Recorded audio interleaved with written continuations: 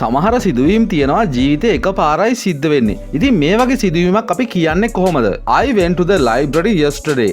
මං ඊයේ ලයිබ්‍රරි එකට ගියා. ඒක එකපාරක් සිදුවෙච්ච අතීත කාල සිදුවීමක්. අපිට පුළුවන් සාමාන්‍ය past tense පාවිච්චි කරලා කියන්න I went to the library yesterday.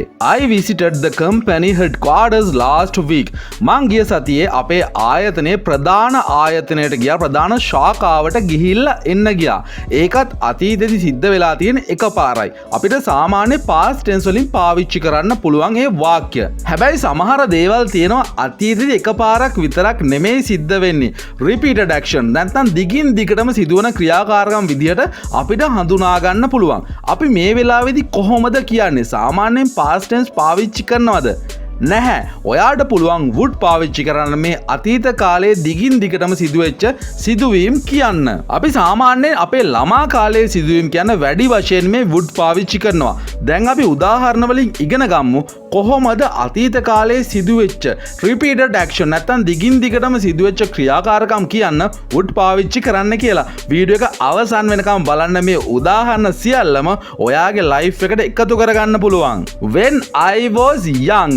මම තරුණ කාලයේදී. When I was young, I would draw every afternoon. මම හැම දහවල් කාලේම මම චිත්‍ර අඳින්න පුරුදු වෙලා හිටියා. මේක every afternoon හැම දහවල් කාලයකම සිද්ධ වෙච්ච දෙයක්. ඒක නිසා I would draw කියලා කියන්න පුළුවන්. When I was young, I would ride my bike everywhere. මං තරුණ කාලයේදී මම පුරුදු වෙලා හිටියා නැත්නම් මම මගේ බයික් එක පැද්දා හැම තැනම. මේකත් එක දවසක් වෙච්ච ක්‍රියාකාරකමක් නෙමෙයි. දිගින් දිගටම වෙච්ච ක්‍රියාකාරකමක්. ඒ නිසා I would ride කියලා අපිට කියන්න පුළුවන්. On our vacation last year, we would go for long swims in the lake.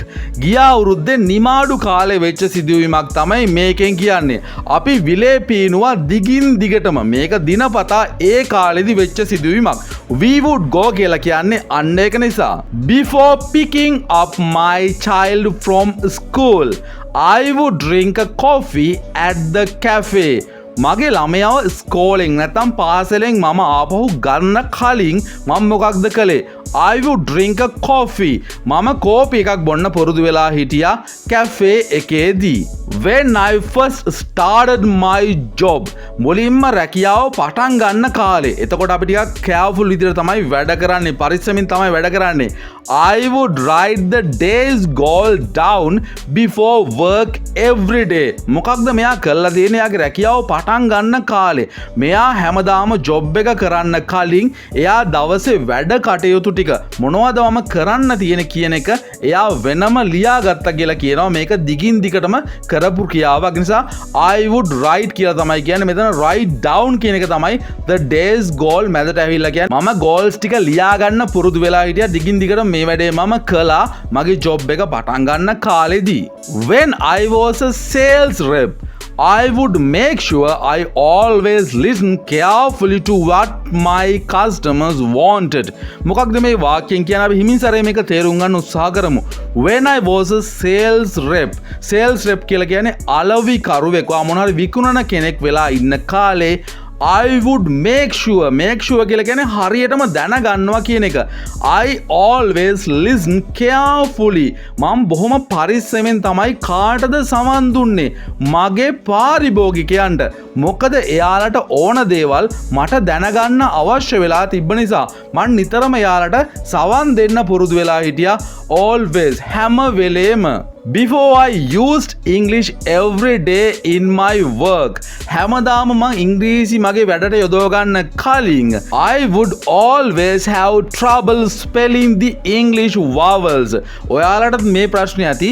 වැඩ කරන්න මොකක් හරි ලියන්න අවශ්‍ය වෙනකොට ඔයාට අකුරු වරදිනවා.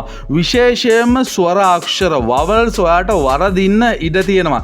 ඉතින් මේක තමයි මේකේ කියන්නේ මම ඉංග්‍රීසි වැඩ කරන්න පටන් ගන්න කලින් ඉංග්‍රීසි වලින් ඒ දවස් වැඩ කරන්න පටන් ගන්න කලින් මට හැම වෙලේම වරදුනා මේ අකුරු ලියන එක සම්බන්ධයෙන් ඉංග්‍රීසි අක්ෂර මට වරදින එක අවුල් වුණා හැම වෙලේම කියලා තමයි මේකේ කියන්නේ.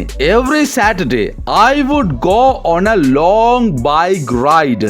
හැම සෙනසුරාදාවකම මේකත් අතීත කාල සිදුවීමක්.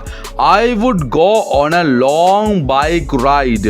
මම පුරුදු වෙලා හිටියා දුර පළාත නැත්තම් දුර බයික් එකේ ගමනක් යන්නට.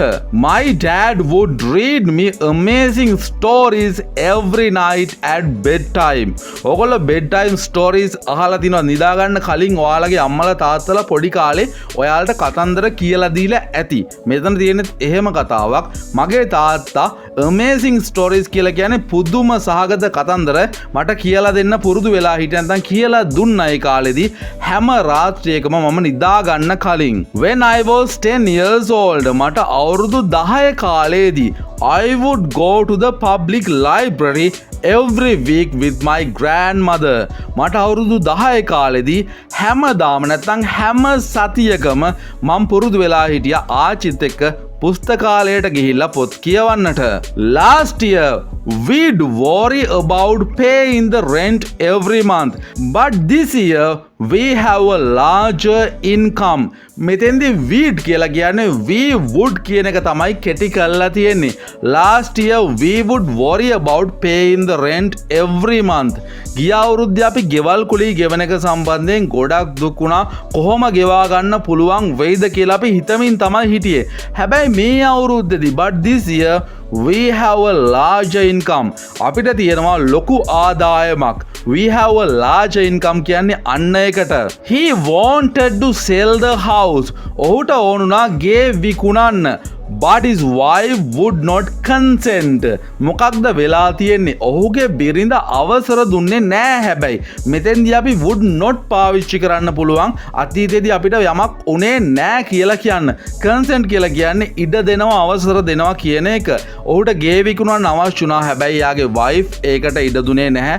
බිරිඳ ඒකට ඉඩ දුන්නේ නැහැ. Gihani said she was late to work because a car wouldn't start. Car එක ස්ටාර්ට් කරගන්න බැරි වෙච්ච හින්දා ගිහානේ කිව්වා එයා වැඩට පරක්කු වෙලා තමයි ආවේ කියලා. මේ because කියන එකෙන් අපිට හේතුවක් සඳහන් කරන්න පුළුවන්. ඉතින් friends ඔය විදිහට තමයි would පාවිච්චි කරලා අතීත කාලෙදී දෙයක් කියන්නේ. මෙතෙන්දී ඔයා ප්‍රැක්ටිස් කරන්න ඕනේ මේ වගේ වාක්‍ය විශාල ප්‍රමාණයක්. ඔයාට කරන්න තියෙන්නේ අතීත කාලේ වෙච්ච සිදුවීම් පෙළ ගස්වගෙන ඒ ටික would වලින් ලියාගෙන would පාවිච්චි කරලා ඔයා එක කියලා නිතරම ප්‍රැක්ටිස් වෙන්න. ඊට පස්සේ ඔයාට බොහොම පහසුවෙන් would පාවිච්චි කරලා අතීත කාලේ ගැන කතා කරන්න පුළුවන්.